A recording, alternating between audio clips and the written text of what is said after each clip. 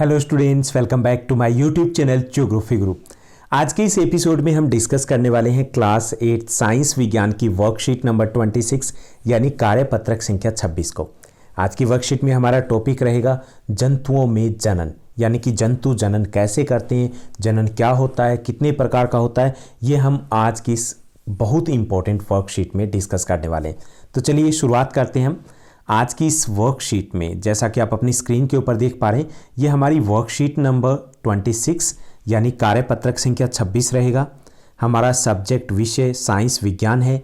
आज की दिनांक 20 जनवरी 2021 रहेगी। जंतुओं में जनन, जिसको हम आज पढ़ने और समझने वाले हैं।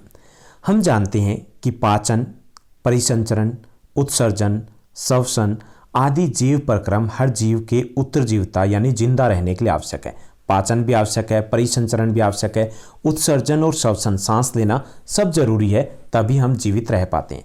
लेकिन जनन का जो प्रक्रम है जीवों की जाति की निरंतरता के लिए आवश्यक होता है। यानी जीव हैं वो अपने जैसे जीव पैदा कर सकते हैं। जैसे बिल्ली का बच्चा है बिल्ली जैसा होगा, कुत्ते का जो बच्चा होगा वो कुत्ते के जैसा होगा, इंसानों के जो बच्चे होंगे वो इंसानों के जैसे होंगे। तो ये किस लिए आवश्यक होता है? ताकि जो जीवों की जाति है वो लगातार बनी रहे। अगर ना हो तो क्या होगा? विलुप्त हो जाएंगे हम। जरा सोचो क्या होता यदि जीव जनन नहीं करते। अगर ये जीव जनन नहीं करते तो जीव विलुप्त हो जाते। सोचिए कि अगर आगे वाली पीढ़ी नए बच्चों का जन्म ना हो या किसी भी आप प्रजाति में आगे जन्म ना हो तो क्या होगा? वो प्रजाति हमेशा के लिए जीवित नहीं रहने वाली है। इसका मतलब है वो प्रजाति है वो विलुप्त हो जाएगी, खत्म हो जाएगी। जीव अमर नहीं होते। सभी जीवों का जीवन काल होता है जिसमें वे जन्म लेते हैं और मरते हैं।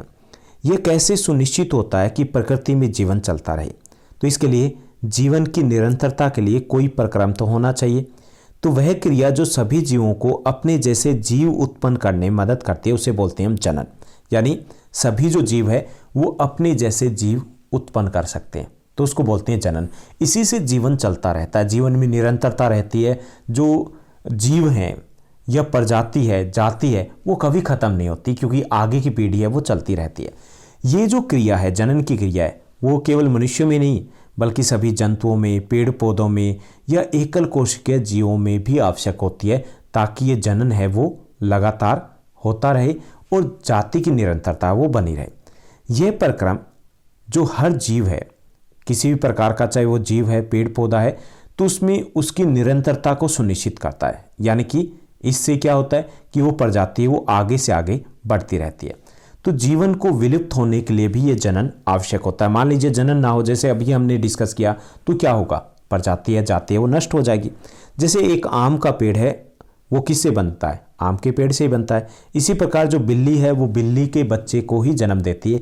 ऐसे ही इंसान है, उनके बच्चे भी इंसान के जैसे ही होते हैं। तो इससे प्रजाति है वो आगे बढ़ती रहती है। अब बात आती है जनन की विधियों की। तो जनन है वो दो विधियों से होता है। एक तो होता है लैंगिक जनन और दूसरा होता है अलैंगिक जनन।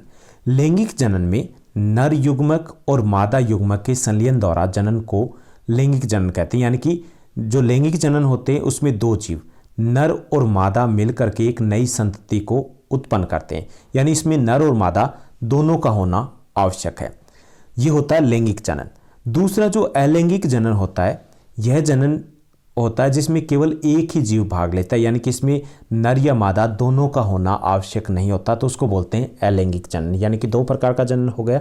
लैंगिक जिसमें नर या मादा दोनों का होना, यानी दोनों का होना आवश्यक है, अनिवार्य है, दोनों मिलकर के ही नई संतति को उत्पन्न करते हैं, नई पीढ़ी को उत्पन्न करते हैं।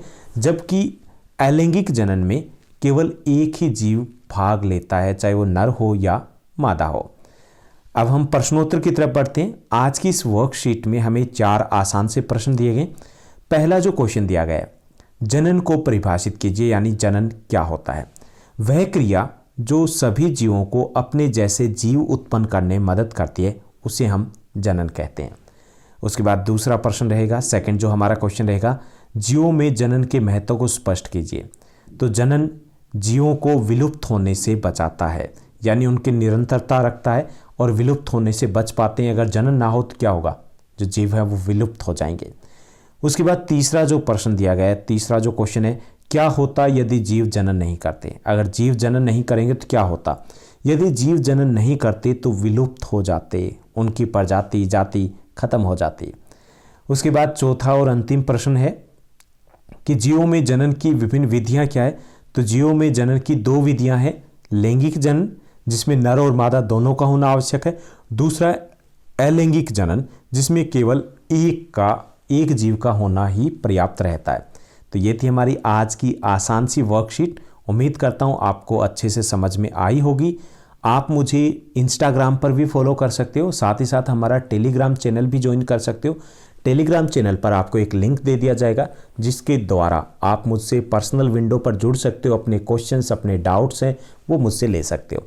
अगर ये वीडियो आपको अच्छी लगी, पसंद आई तो इस वीडियो को लाइक और शेयर करना मत भूलिएगा। Thank you, bye bye, have a nice day.